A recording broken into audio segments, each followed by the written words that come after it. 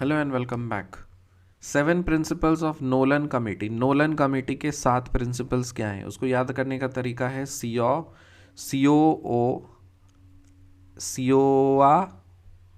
सीओआ H L COAOHL COAO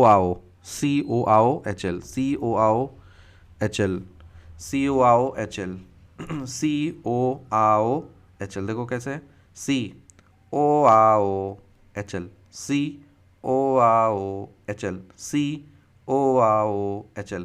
अब 7 principles हैं। S का मतलब है सेल्फलेसनेस, आई से इंटीग्रिटी, ओ से ऑब्जेक्टिविटी, ए से अकाउंटेबिलिटी, ओ से ओपननेस, एच से ऑनेस्टी, एल से लीडरशिप। अब ये सब टर्म्स तो ऑलरेडी आप लोगों को पता है, नहीं पता है तो हम लोग आगे डिस्कस कर लेंगे, लेकिन अभी फिलहाल बस ये कोड वर्ड याद रख लेना है। Nolan committee. नोलन कमिटी का कितने प्रिंसिपल्स हैं? 7 प्रिंसिपल्स हैं। याद कैसे करेंगे? COAOHL। नोलन कमिटी के 7 प्रिंसिपल्स क्या है? COAOHL। एस से सेल्फलेसनेस, आई से इंटीग्रिटी, ओ से ऑब्जेक्टिविटी, ए से अकाउंटेबिलिटी, ओ से ओपननेस, एच से ऑनेस्टी और एल से leadership. 7 principles of Nolan committee बताइए। COAOHL। एस से सेल्फलेसनेस, आई से इंटीग्रिटी, ओ से ऑब्जेक्टिविटी, ए से अकाउंटेबिलिटी, ओ से ओपननेस, एच से ऑनेस्टी, एल से leadership. The Nolan Principles are a crucial set of ethical standards for public life in the United Kingdom and have been adopted by many other countries. They help to ensure that the public officials act with integrity and in the best interest of the people they serve. तो United kingdom में एक philosopher हुए जिसका नाम है Lord Nolan, और उन्होंने 7 principles दिया। एक कमेटी बनाई थी नोलन कमेटी, और उस कमेटी ने 7 प्रिंसिपल्स दिया उन लोगों के लिए जो पब्लिक लाइफ में हैं, जो पब्लिक ऑफिशियल्स हैं, जनता पब्लिक ऑफिशियल्स जो हैं, जो पब्लिक के लिए जो काम करते हैं, तो उनके सामने किस तरह की बिहेवियर या एथिकल स्टैंडर्ड्स मेंटेन रखनी है। 7 प्रिंसिपल्स उन्होंने दिया। कौन कौन से प्रिंसिपल्स? COAOHL। सेल्फलेसनेस होना चाहिए, इंटीग्रिटी होनी चाहिए, ऑब्जेक्टिविटी होनी चाहिए, अकाउंटेबिलिटी होना चाहिए, ओपननेस होना चाहिए, ऑनेस्टी होनी चाहिए और लीडरशिप क्वालिटी होनी चाहिए। तो ये 7 क्वालिटी, 7 एथिकल स्टैंडर्ड प्रैक्टिसेस होने चाहिए वो सारे पब्लिक ऑफिशियल्स के लिए जो कि पब्लिक लाइफ में डील करते हैं पब्लिक के सामने। और ये जनरली यूनाइटेड किंगडम में ये बना था, लेकिन बहुत सारी कंट्रीज इस प्रिंसिपल को, नोलन प्रिंसिपल्स को फॉलो करती है। So this statement is true. Which committee is established for ethics in public relationship. Public relationship में जो एथिक्स के जो रिलेशनशिप है, मतलब जो स्टैंडर्ड्स हैं, वो किस कमिटी ने इस्टेब्लिश किया था? वो नोलन कमिटी ने इस्टेब्लिश किया था। किसके द्वारा? लॉर्ड नोलन के द्वारा। द की theory in dash is naturalism, non naturalism and prescriptivism. जो की कौन से एथिक्स का की थ्योरी है? नेचुरलिज्म, नॉन नेचुरलिज्म और प्रेस्क्रिप्टिविज्म। देखो, नेचुरलिज्म, नॉन नेचुरलिज्म और प्रेस्क्रिप्टिविज्म, ये 3 जो कॉन्सेप्ट्स हैं, ये कौन से एथिक्स के की थ्योरीज हैं? ये है मेटा एथिक्स के। सो मेटा एथिक्स के की थ्योरीज क्या है? नेचुरलिज्म, नॉन नेचुरलिज्म और प्रेस्क्रिप्टिविज्म। Meta ethics focuses on the meaning of ethical terms themselves besides applied question of what should be done in a particular situation. So meta ethics का मतलब क्या होता है? Meta ethics फोकस करता है ethical terms के ऊपर, जो ethical terms के meaning है ना, उसके ऊपर ही फोकस करता है। और ये सवाल अलग है कि पर्टिकुलर सिचुएशन में क्या होना चाहिए, नहीं होना चाहिए, सही गलत, उससे कोई फ़र्क नहीं पड़ता। जो पर्टिकुलर सिचुएशन, देखो अलग अलग एथिक्स के स्टैंडर्ड्स हैं, तो कुछ लोग बोलते हैं कि बोलने के लिए सही है, करने के लिए कुछ और होता है। लेकिन मेटा एथिक्स में क्या होता है ना, जो वर्ड स्पेसिफिक है उसके लिए मीनिंग पे ही वो स्टिक करते हैं। सिचुएशन टू सिचुएशन हमको पता है कि चीज़ें वैरी करती हैं, लेकिन हमें सिचुएशन से कोई लेना देना नहीं है कि इस पर्टिकुलर सिचुएशन में क्या करना है, नहीं करना।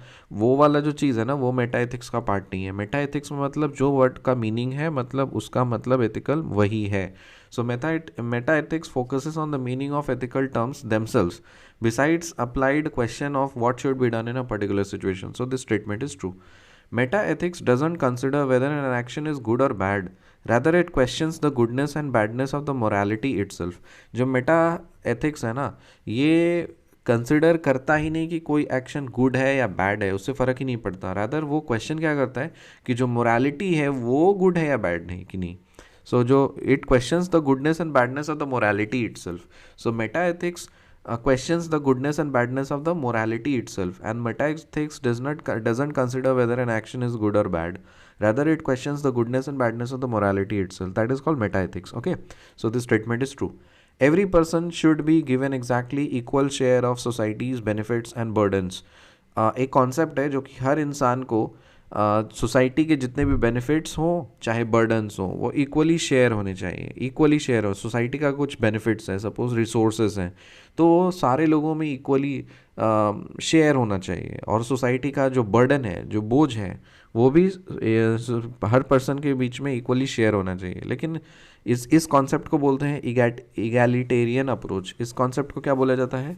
Egalitarian approach.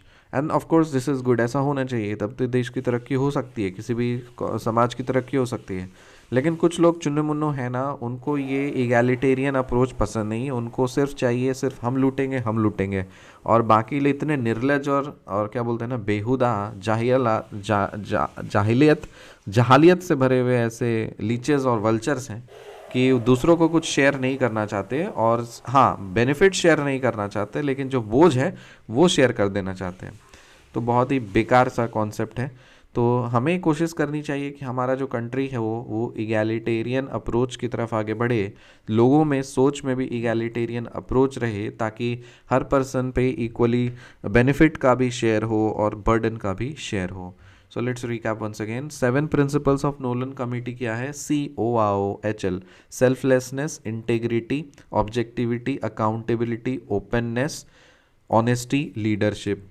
Nolan principles are a crucial set of ethical standards for public life in the United Kingdom and have been adopted by many other countries. They help to ensure that the public officials act with integrity and in the best interest of the people they serve. So this statement is true. Which committee is established for ethics in public relationship? Nolan Committee by Lord Nolan. The key theory of which ethics is naturalism, non-naturalism, prescriptivism, metaethics. Metaethics focuses on the meaning of ethical terms themselves, besides applied question of what should be done in a particular situation. True. Metaethics doesn't consider whether an action is good or bad, rather it questions the goodness and badness of morality itself. So this statement is true. Every person should be given exactly equal share of society's benefits and burdens. और इस concept को क्या बोला जाता है? Egalitarian approach. According to which perspective morality of an action is decided on the basis of the outcome of the action. कौन से perspective पे किसी भी एक्शन की जो मोरालिटी है ना, वो तब डिसाइड होती है कि उस एक्शन का आउटकम क्या है। ठीक है, तो वो कॉन्सेप्ट आता है टेलियोलॉजिकल एथिक्स में। टेलियोलॉजिकल एथिक्स में कॉन्सेप्ट ये होता है कि अगर अंत भला तो सब भला, जैसे हम लोग बोलते हैं ना कि आउटकम, इसका रिजल्ट अगर बहुत अच्छा हुआ तो डजेंट मैटर कि क्या तरीके आपने अपनाए, फ़र्क नहीं पड़ता, वो तरीका वो सही है। ठीक है, तो उस कॉन्सेप्ट को बोलते हैं teleological ethics. So according to which perspective, किस पर्सपेक्टिव के आधार पे आप बता सकते हैं कि किसी भी एक्शन का मोरालिटी है वो जो डिसाइड होता है वो आउटकम, जो एक्शन का आउटकम है उसके बेसिस पे हो। So that concept is teleological ethics. Teleological ethics means morally right action would produce good outcome, whereas morally wrong action would produce the bad outcomes. तो so teleological ethics जो होता है ना, so teleological ethics का मतलब होता है जो right, morally right action है ना, वो राइट आउटकम प्रोड्यूस करेगा, और मोरली रॉन्ग एक्शन जो है वो रॉन्ग आउटकम प्रोड्यूस करेगा. सो एक्शन और आउटकम में अगर अच्छा काम करोगे तो अच्छा फल मिलेगा, बुरा काम करोगे तो बुरा फल मिलेगा. तो ये वाला जो कॉन्सेप्ट है, ये कौन सा कॉन्सेप्ट है? ये है teleological ethics. So according to कौन से पर्सपेक्टिव में जो एक्शन का जो मोरालिटी है वो डिसाइड होता है कि आउटकम का एक्शन क्या है. अगर आउटकम आपका अच्छा है तो इसका मतलब आपका एक्शन की मोरालिटी अच्छी है. अगर आउटकम अगर आपका बेकार है तो इसका मतलब मोरालिटी ऑफ द एक्शन वो भी बेकार है. तो एक्शन और आउटकम का जो डायरेक्ट संबंध है वो कौन से एथिक्स में आता है? वो टेलियोलॉजिकल एथिक्स में आता है. कौन से एथिक्स में ends are more important than means? देखो, कौन से एथिक्स में जो एंड्स होता है ना वो ज़्यादा इंपॉर्टेंट होता है रादर देन मीन्स. कौन सा रास्ता आपने अपनाया फ़र्क नहीं पड़ता, आउटकम क्या है वो इम्पॉर्टेंट है. ठीक है, उस कॉन्सेप्ट को बोलते हैं टेलियोलॉजिकल एथिक्स. अगर कोई आउटकम अगर सपोज अच्छा है, आउटकम यदि अगर आपका अच्छा है, तो फिर आपने अगर कितना भी कांड किया होगा ना, वो सारे धुल जाएंगे। मतलब वो सारे रास्ते ही सही हो जाएंगे। और यदि अगर आपका आउटकम बुरा है, तो इसका मतलब जो आपने तरीके अपनाए हैं वो सारे ही बेकार तरीके हैं, वो अनएथिकल तरीके हैं। सो ये कौन से कॉन्सेप्ट के अकॉर्डिंग? टेलियोलॉजिकल एथिक्स के according. So let's recap once again.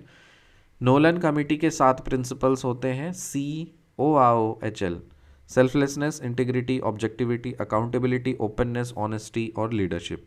Nolan principles are a crucial set of ethical standards for public life in the United Kingdom and have been adopted by many other countries. They help to ensure that the public officials act with integrity and in the best interest of the people they serve.